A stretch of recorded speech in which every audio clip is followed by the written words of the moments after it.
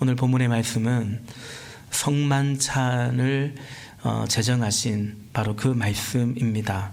우리가 오늘도 잠시 후에 성찬 예식을 하는데 성찬식을 할 때마다 집례자가 이 구절을 인용하죠. 본문의 병행 본문이 마태복음 26장입니다. 오늘 23절에서 바울은 주님으로부터 전해 받은 것입니다 라고 하면서 이 성찬 제정의 말씀을 이 고린도 교회에 보내는 편지에 기록하고 있는 것입니다. 성찬을 제정한 것에 두 가지 분명한 목적이 있다라고 말하죠. 첫 번째는 이것을 행하여 나를 기억하여라 라고 말씀합니다. 본문 24절에 보니까 이것은 너희를 위하는 내 몸이다. 이것을 행하여 나를 기억하여라. 또 본문 25절에서도 너희가 마실 때마다 이것을 행하여 나를 기억하여라. 오늘 말씀의 제목처럼 이 빵을 먹고 이 잔을 마실 때마다 주님께서는 주님을 기억하라고 그렇게 말씀하십니다. 어떤 것을 기억하라고 하냐면 26절에 보니까 주님의 죽으심을 기억하라는 것입니다. 단지 예수님의 죽은 그 사건만을 기억하는 것이 아니라 그 안에 담긴 예수님의 죽으심의 의미를 죽기까지 사랑하신 주님의 그 사랑을 기억하라, 잊지 말라라는 것입니다. 눈을 뜹시다. 이 말씀이 이제 시작하는데 지금부터 눈을 감으면 안 되겠죠. 눈을 뜨고 함께 주님께 더 예배에 우리 마음을 쏟으면 좋겠습니다.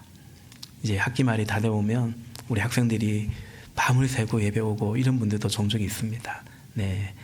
정 졸리면 어쩔 수 없죠.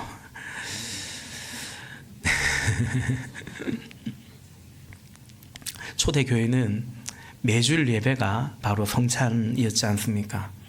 성찬을 해가면서 기억하는 겁니다. 하나님의 사랑을 기억하는 거죠. 죽기까지 우리를 사랑하신 그 사랑을 기억하는 것입니다.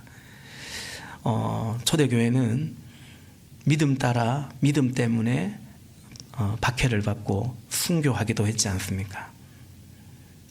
한 주 지나고 오면 누군가는 또 잡혀가기도 하고 그 전주에 같이 성찬을 예배에 참여했는데 누군가는 또 사라지기도 하고 다시 모인 이들이 다시 주의 뜻과 잔의 이 성찬에 참여하면서 예배하면서 주님의 죽으심을 기억하고 여전히 우리가 살아있음 이것도 주님의 은혜임을 기억하는 그 성찬 예식이었던 것입니다. 하나님의 사랑을 다른 것으로 판단하지 말고 다른 것으로 하나님의 사랑을 해석하는 것이 아니라 이 성만찬을 하면서 이 생명을 주시기까지 사랑하신 그 주님을 기억하면서 우리도 생명을 다하여 너 목숨을 다하여 주 너희 하나님을 사랑하라고 하신 그 계명 가운데 함께 나아가는 것입니다.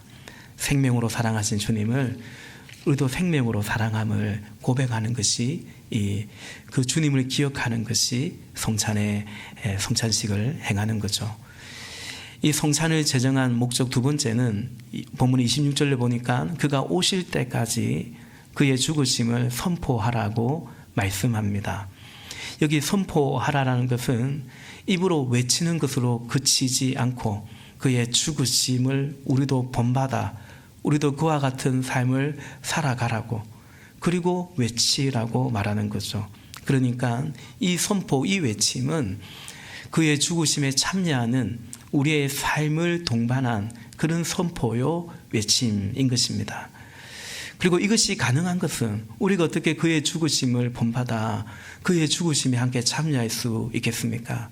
사도 바울이 빌립보서 3장에서 고백하듯이 내가 어찌하든지 부활에 이르고자 함이라 부활에 이르고자 나는 그의 죽으심에 참여한다고 고백한 것처럼 우리는 그가 다시 오실 때까지라는 그 소망 때문에 우리는 그의 죽으심에 참여하고 그리고 그것을 선포하는 것입니다.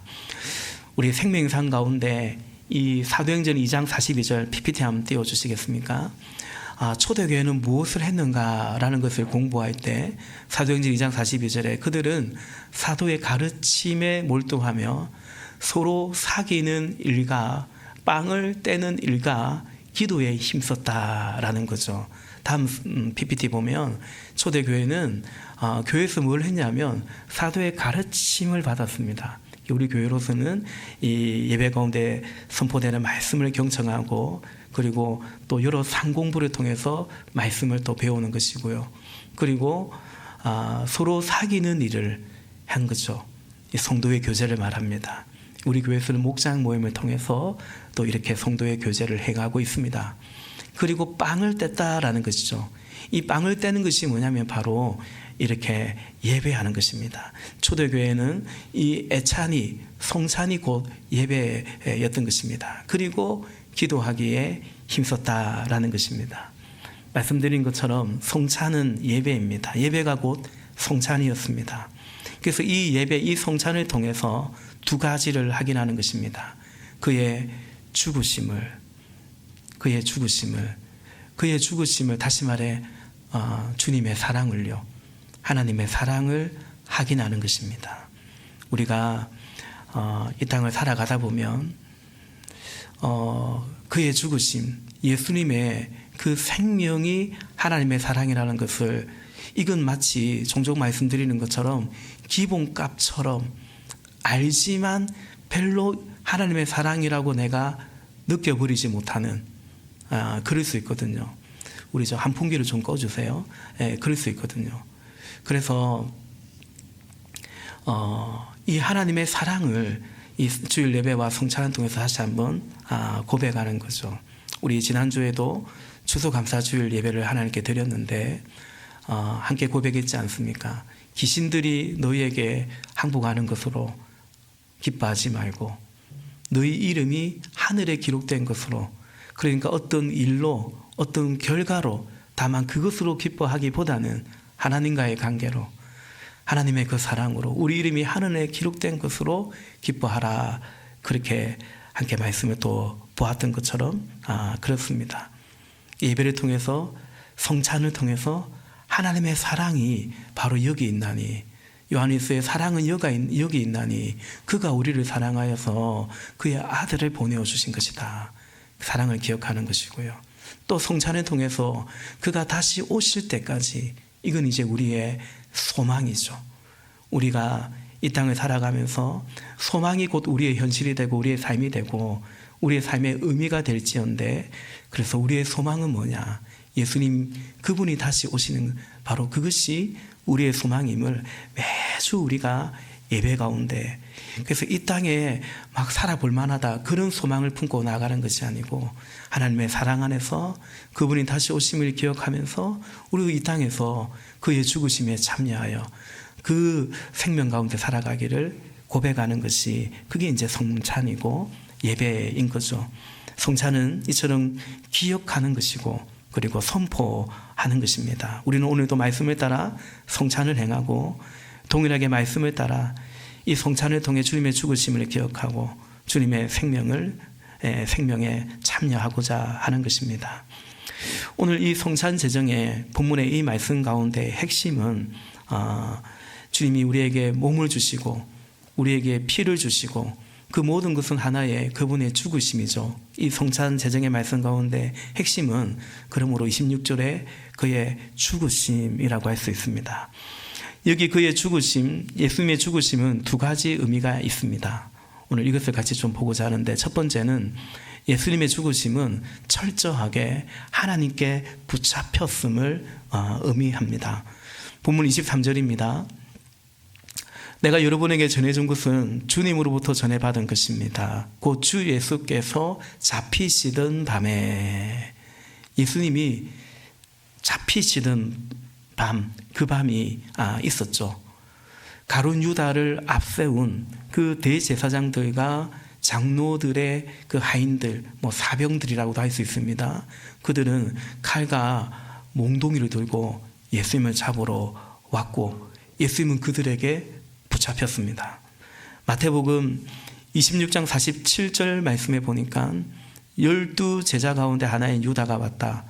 대제사장들과 백성의 장로들이 보낸 무리가 칼과 몽둥이를 들고 그와 함께 하였다.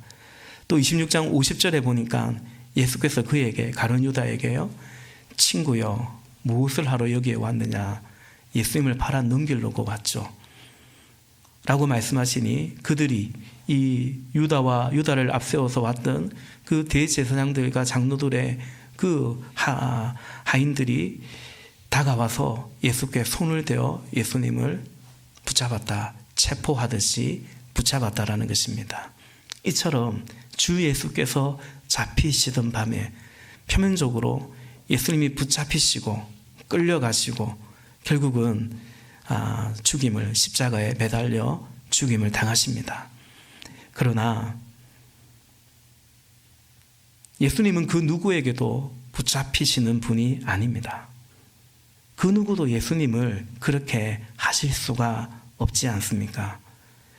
그 동일하게 마태복음 26장 51절, 그 장로들과 대제사장들의 종이 예수님을 딱 붙잡으니까 그때 예수와 함께 있던 사람들 가운데 한 사람이, 다른 복음서에 보면 베드로라고 기록되어 있죠. 베드로가 손을 뻗쳐 자기 칼을 빼어서 내리쳤는데 대제사장의 종을 내리쳐서 그 귀가 잘라졌다라는 거죠. 동일하게 다른 복음서에 보면 예수님은 이것까지, 여기까지 참으라 라고 말씀하시면서 그 떨어진 귀를 손수 다시 당신을 잡으러 온 그 하인의 그 종의 귀를 붙이시고 치유해 주시는 것을 보게 됩니다. 그리고 예수님은 그렇게 칼로 내리친 그 베드로를 책망하십니다. 26장 52절부터 54절까지, 그때 예수께서 그에게 말씀하셨다. 네 칼을 칼집에 도로 꽂아라. 칼을 쓰는 사람은 모두 칼로 망한다. 53절, 너희는 내가 나의 아버지께 당장에 12군단, 여기 한 군단은 3,000에서 5,000명을 말하는 건데요, 12군단 이상의 천사들을 내 곁에 세워주시기를 청할 수 있다고 생각하지 않느냐. 청할 수만 있는 것이 아니고 하나님이신 예수님은, 하나님의 아들이신 예수님은 천사들을 명할 수도 있는 것이죠. 54절, 그러나 그렇게 되면 이런 일이 반드시 일어나야 한다고 한 성경 말씀이, 하나님의 뜻이 어떻게 이루어지겠느냐 말씀하십니다. 대제사장들, 그 장로들의 수하들이 예수님을 붙잡으려고 하는데, 붙잡았는데 예수님은 지금 당장이라도, 사람이 아닙니다. 사람 정도가 아닙니다. 12군단 이상의 천사를 청할 수도, 명할 수도 있다라고 하십니다. 그러니 예수님이 그냥 물리적인 힘이 없어서 이들에게 붙잡혀서 분명 그리 죽은 것은 아니죠. 이 모든 것은 54절에 말씀하신 것처럼 그 성경 말씀이 하나님의 뜻이 이루어지는 것이다라는 거죠. 예수님 바로 이 오늘 잡히시기 바로 직전에 예수님은 어디를 들렀다 오셨냐면 겟세마네 동산에 거기서 기도하고 오셨죠. 그 기도는 어떤 기도였습니까? 나의 원대로 마옵시고 아버지의 원대로 뜻대로 되기를 원하나이다 라는 기도였죠. 예수님의 그 기도에 하나님께서, 그리고 예수님께서 응답하십니다. 종종 말씀드리죠. 여러분, 그래요. 우리 기도의 상당 부분은 하나님이 응답하시지만 동일하게 우리가 응답하는 것이고, 또 우리 기도에 적지 않은 것은 꼭 하나님이 응답하지 않는 것이 아니라 우리가 우리 기도를 스스로 응답하지 않는 경우가 사실은 많습니다. 예수님은 아버지 뜻대로 되기를 원하나이다 라고 기도하셨고, 그리고 죽기까지 복종하심으로 아버지의 뜻을 지금 이루고 계신 것입니다. 본문 23절, 주 예수께서 잡히시던 밤에, 여러분, 그 밤은 이처럼 예수님이 철저하게 하나님 아버지 안에 붙잡힌 바 되어 아버지의 뜻을 이루신 바로 그 밤입니다. 이처럼 예수님의 죽으심은 그 누군가에 의해서 죽임 당하심이 아니라 예수의 죽으심을 기억하라는데 예수의 죽으심은 철저하게 하나님 안에서의 삶이었고 죽음이었다라는 거죠. 그래서 사도 바울은 우리 역시도 살아도 주를 위하여 살겠고 죽어도 주를 위하여 살겠고 그러므로 우리는 사나 죽으나 그리스도의 것이로다 고백한 것입니다. 주 예수님은 누군가에게 죽으신 것이 아니라 하나님께 붙잡힌 바 되어서 주신 사명을 감당하신 것입니다. 여러분, 우리가 오늘 이 성찬을 통해서 이 사실을 함께 묵상하기를 원합니다. 나는 그 무엇에, 그 누구에 붙잡혀 있는가? 붙잡힌 바, 붙들려 있고 매여 있는가라는 거죠. 하나님이십니까? 예수님이 그러하셨듯이 다른 그 누군가에게가 아니라 하나님께 매여가고 성령에 매여가고 붙잡힌 바 되어가는 그런 우리 모두가 되기를 바랍니다. 하나님이 아닌 다른 어떤 사람의 보기에 저 사람 힘이 있고 저 사람이 나의 삶을 어떻게 할 것 같고 나의 거취를 어떻게 할 것 같고 나의 당락을 어떻게 할 것 같은 혹 그런 사람에 우리가 붙들려 있지는 않은지 세상의 어떤 물질, 욕심, 염려와 근심에 크게 우리가 붙들려 있지는 않는지 오늘 성찬 예식에 참여하면서 주님의 뜻과 잔에 참여하면서 주님, 내가 주님께 매이기를 원합니다. 그것이 우리의 고백이기를 바랍니다. 둘째, 성찬 가운데 우리가 기억할 것은 그의 죽으심의 의미는 뭔가? 이것은 먹여 살리셨다라는 것입니다. 먹이며 살리셨다라는 것입니다. 이 세상에는요, 먹고 사는 자가 있고 또 먹여 살리는 사람이 있습니다. 마태복음 26장 26절 오늘 본문에 사실은 같은 말씀인데 26절에 보니까 그들이 먹고 있을 때 예수께서 여기 빵이 있습니다. 빵을 들어서 축복하신 다음에 떼어 제자들에게 주시고 말씀하셨다. 받아서 먹어라. 이것은 내 몸이다. 제자들은 받아서 먹고 사는 것이고 예수님은 그 제자들에게 당신의 몸을 주시며 생명을 주시며 먹이며 살리신 것입니다. 마태복음 26장 27절과 또 28절 말씀해 보니까 또 잔을 들어서 감사 기도를 드리신 다음에 그들에게 주시며 말씀하십니다. 모두 돌려가며 이 잔을 마셔라. 28절 이것은 죄를 사하여 주려고 많은 사람을 위하여 흘리는 나의 피 곧 언약의 피다. 아멘. 여러분, 피 흘리도록 하는 그런 표현이 있죠. 남의 눈에 피눈물 나도록 하는 그런 죄인들을 위해서 예수님은 피 흘려주셨고 그 피로 그 죄를 사해 주셨고 구원해 주신 것입니다. 이것이 예수님의 죽으심입니다. 그는 죽고 우리는 살았습니다. 우리는 그를 먹고 예수를 먹고 살았고 예수님은 우리를 먹여 살리셨습니다. 요한복음 6장 51절에서 나는 하늘에서 내려온 살아있는 빵이다. 이 빵을 먹는 사람은 누구나 영원히 살 것이다. 내가 줄 빵은 나의 살이다. 그것은 세상에 생명을 준다. 또 요한복음 6장 53절부터 55절까지 더 구체적으로 말씀하시죠. 예수께서 그들에게 말씀하셨다. 내가 진정으로 너희에게 말한다. 너희가 인자의 살을 먹지 아니하고 또 인자의 피를 마시지 아니하면 너희 속에는 생명이 없다. 내 살을 먹고 내 피를 마시는 사람은 영원한 생명을 가지고 있고 마지막 날에 내가 그를 살릴 것이다. 내 살은 참 양식이요 내 피는 참 음료이다. 아멘. 사랑하신 여러분, 가만히 보면 우리가 세상 살면서 참 자주 듣게 되고 또 우리도 그냥 생각 없이 내뱉게 되는 말 가운데 하나가 야, 먹고 살기 힘들다 라는 말이 아닐까요? 먹고 살려니 해야죠. 먹고 살려니 다 내야죠. 먹고 사는 게 어디 쉽나? 먹고 사는 게 힘들지. 왜 그런 말을 많이 할까요? 세상은 그렇다라는 거죠.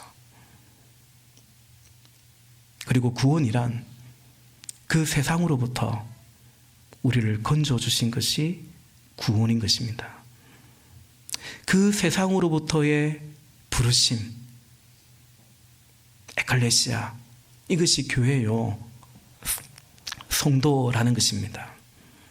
그래서 우리가 이 성찬 가운데 기억할 것은 이 성찬은 받아 먹어라 내 몸이다, 받아 마셔라 내 잔이다. 이것을 먹는 자는 영원히 살 것이다. 우리는 받아 먹고 사는 거거든요. 이 성찬 가운데 기억할 것은 바로 이것입니다. 먹고 사는 이 세상에서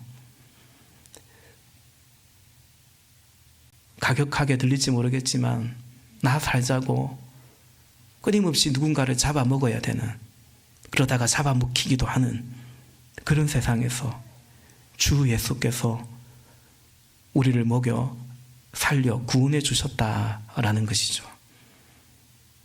그 피로 그 몸으로 우리를 살려주셨다. 이것이 우리가 성찬에 참여하며 기억해야 되는 의미입니다.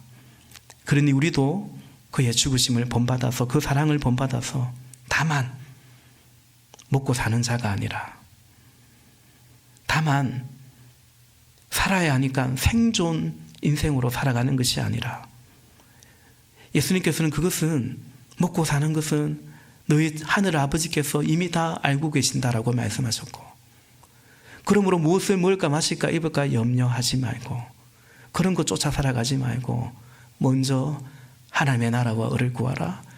그러면 이 모든 것 더 하신다고 하셨으니, 이제 우리는 그 하나님의 자녀로, 백성으로서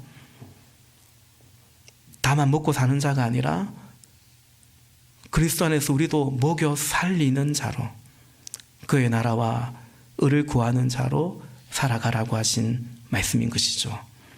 이것이 성찬을 행하며 우리가 기억해야 할 것, 우리가 또 외쳐야 할 것입니다. 말씀을 정리하면서 두 가지 질문을 드리고자 합니다. 나는 먹고 살려고 하는가? 먹여 살리려고 하는가? 라는 것입니다. 내가 이 땅을 살아가는 것은 먹고 살기 위함인 것인가? 그러니 잡아먹히지 않게 해서 투쟁하고 또 잡아먹으면서 약육강식처럼 혹시 그는 세상 구조 패러다임 속에 살아가고 있는 건 아닌지, 그랬던 난데 이제 그리스도 안에서 먹여 살리는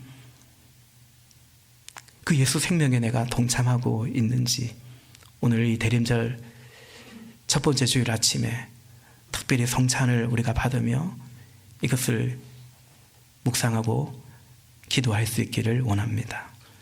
두 번째는, 그렇다면 내가 먹여 살리는 그 삶의 현장은 어딘가? 그 실천은 무엇인가? 그 대상은 누구인가? 라는 거죠. 대단한 것이 아닙니다. 대단하려고 하면 또 우리는 누군가를 딛고 올라서야 되기 때문에 오히려 세상 논리로 가게 되죠. 무슨 대단한 것이 아닙니다. 따뜻한 말 한마디, 그리고 누군가를 품고 기도하는 거죠. 보통 사람들은 나에게 필요한 사람, 도움이 되는 사람, 그런 사람들에게 관심을 가지고 접근한다면, 교회도 마찬가지예요. 우리 교회에 도움이 되고 필요한 사람을 찾는 것이 아니라 우리 지난주도 세례를 받고 오늘도 세례를 받는데 공통점이 있습니다. 다 삶이 공허하고 오늘 우리 민성자매님 간증처럼 얼마나 열심히 사는데 그럼에도 패배자가 되는 것 같고 사람들이 나를 향해서 다 손가락질하는 것 같고 절망 가운데 있는 바로 그 사람을 찾아가는 거죠. 기도하는 거죠. 들어주는 것입니다. 넉넉해서가 아니에요. 내 군것질 값, 내 커피값 아끼며 내 취미하는 것 좀 아끼며 그걸로 나누며 섬기는 것입니다. 기도하는 것은 얼마나 그 누군가를 살리는 일입니까? 나 더 자고 싶지만 누군가를 위해서 기도하기 위해서 그 잠자리에 나와서 새벽 기도를 하고 기도의 자리에 나가 기도하는 그것은 그것이야말로 또한 누군가를 먹이며 살리는 것입니다. 내 몸으로 예수님이 이것 모두 받아 먹으라 내 몸이라 하신 것처럼 주님의 몸을 입은 우리가 내 몸으로 내 수고로 내 피 같은 이 피를 이 잔을 마시라 하신 그 은혜를 입었으니 내 피를 이 피 같은 시간을 물질을 주께 드리며 그래서 먹이며 살리는 것이죠. 그리고 그의 죽으심을 기억하는 이 성찬에서의 핵심은 또한 뭡니까? 나를 기억하라, 주님을 기억하는 거죠. 다시 말해 나를 기억해 주기를 바라지 않는 것입니다. 나는 기억되지 않아도 되니 오직 주님만 기억되기를 원하는 것이죠. 오늘과 주의 떡을 참여할 때 집례자를 기억하는 것이 아니고 배종위원을 기억하는 것도 아니고 누가 이 떡과 잔을 준비했는지 그걸 주님은 기억하겠지만 그걸 기억하는 것이 아니고 우리 주님을 기억하는 거죠. 모든 성경을 통해서도 그랬습니다. 그래서 그의 죽으심을 본받고 동참하는 것은 나도 죽어야 그의 죽으심에 참여하는 거 아니겠습니까? 우리 생명의 삶이라는 성경 공부에서 같이 공부하지만 언제 우리의 그 자아가 에고가 죽는가 그 누구도 모르는 일을 할 때입니다. 지극히 작은 자를 섬길 때입니다. 어차피 이거 아무도 모르는 거야.